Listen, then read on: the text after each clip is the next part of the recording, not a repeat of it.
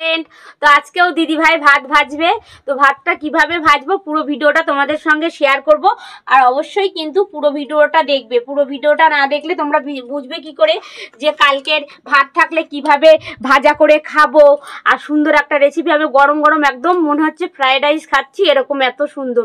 তো দেখতে থাকো, বেশি কথায় আসবো না, দেখতে থাকো দিদি ভাই ভাজটা কিভাবে ভাজে। আর এইভাবে ঠিক বাড়িতে তোমাদেরও ভেজে খেতে হবে। তো কড়াইটা গরম হয়ে গেছে, কড়াইতে আমি পরিমাণ মতন তেল দিয়ে দিলাম। তেলের পরে একটা শুকনো লঙ্কা দিলাম। খেতে কিন্তু সেই টেস্টি। আমি আগেও একদিন ভাত ভেজেছিলাম, তো আজকে দাদা ভাইকে একটু দেবো করে। আর আমরা প্রায়ই ভাত ভাজা খাই, কালকের ভাত থাকলে ভাজা করে আমার সোনাটা খুব ভালো খায়, ওর জন্য। তো শুকনো লঙ্কাটা হালকা একটু গরম হয়ে গেলে এবার আমি কটা কালি জিরে দেবো। কালি জিরেটা দিলে সেই টেস্টি আসে।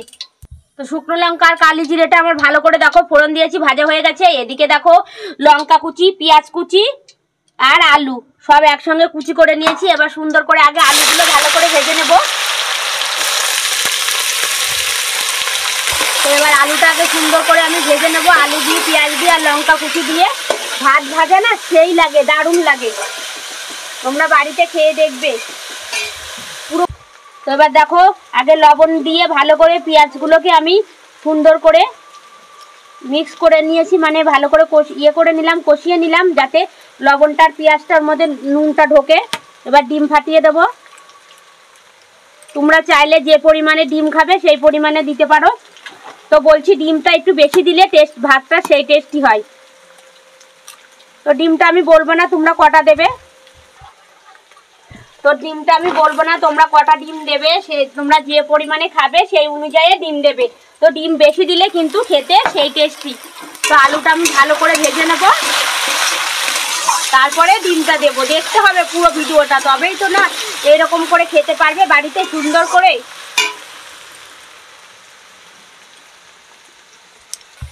এবার আলুটা আমার প্রায় ভাজা হয়ে গেছে। এবার পরিমাণ মতন লবণ দিয়ে দেবো।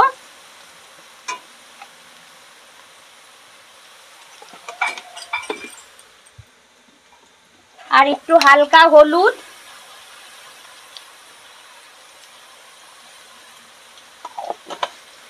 এবার লবণ হলুদ দিয়ে আমি সুন্দর করে নেড়ে নেব। আলুটা কিন্তু আমার ভাজা হয়নি, আরও সুন্দর করে ভাজা ভাজা হবে। তারপরে আমি ডিমটা ফাটিয়ে দেব। দেখতে থাকো, পুরো ভিডিওটা দেখতে হবে। তো দেখো সুন্দর করে কিন্তু ভাজা হয়ে গেছে, প্রায় আরও ভাজবো। সুন্দর করে আলুগুলো না ভাজলে খেতে টেস্টি হবে না। তো দেখো আলুটা কিন্তু সুন্দর করে ভাজা হয়ে গেছে।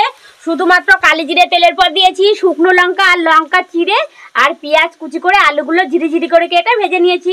তো আলুগুলো সুন্দর করে ভাজা হয়ে গেছে। এদিকে দেখো আমার ডিমটাও মানে মিক্সড হয়ে গেছে, ফাটিয়ে নিয়েছি। এবার ডিমটা আমি দিয়ে দিলাম। ডিমটা এবার সুন্দর করে ভেজে নেব, একসঙ্গে গুঁড়ি করে ফাটিয়ে মিক্স করে নেব। ভাত কিন্তু সেই টেস্টি হবে। আর যেহেতু ডিমটা দিলে ভাত ভাজা ও মনে হচ্ছে ফ্রাইড রাইসের থেকেও রাইস খাচ্ছি, খেতে সেই টেস্টি। তো ডিমটা এবার ভালো করে মিক্স করে ফাটিয়ে নেবো। আলুটা যেহেতু ভাজা হয়ে গেছে, ডিমটা ভালো করে ভেজে নিই, তারপরে ভাতগুলো ঢেলে দেবো। দেখো এবার ডিমটা ভালো করে আলুর সঙ্গে মিক্স করে নিচ্ছি আমি। তোমরা চাইলে, আবার বলছি, তোমরা চাইলে যে পরিমাণে ভাত আছে সেই পরিমাণে ডিম ফাটিয়ে দিতে পারবে।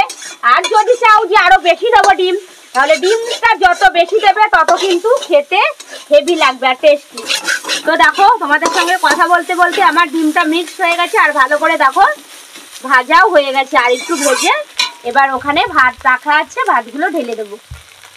তো দেখো আলু আর ডিম একসঙ্গে ভালো করে মিক্স করে নিয়েছি। দেখো কি সুন্দর কিন্তু ভাজা হয়ে গেছে, একটুকু লেগে ধরেনি। এবার আমার ভাজা হয়ে গেছে, এবার আমি ভাতটা দিয়ে দেব। এই দেখো কালকের ভাত ছিল, এবার ভাতটা ঢেলে দেবো আস্তে আস্তে।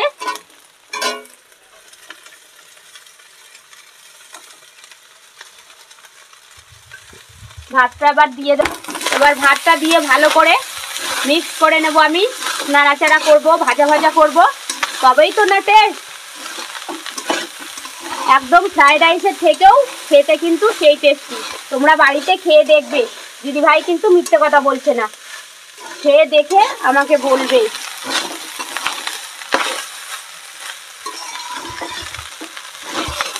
তো দেখো ভাতটা কিন্তু পট করে ফুটছে, কি সুন্দর, এটাই তো মেন খাওয়ার টেস্টি।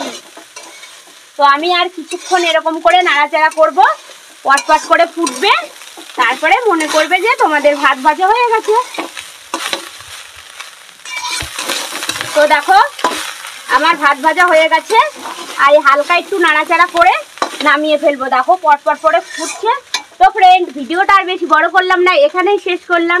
তো তোমরা, আমার ভাত ভাজা তো সেই হয়েছে। তো ফ্রেন্ড, আমার এই ভিডিওটা যদি তোমাদের ভালো লাগে তো অবশ্যই একটা কমেন্ট করবে আর একটা লাইক করে দিও। টাটা।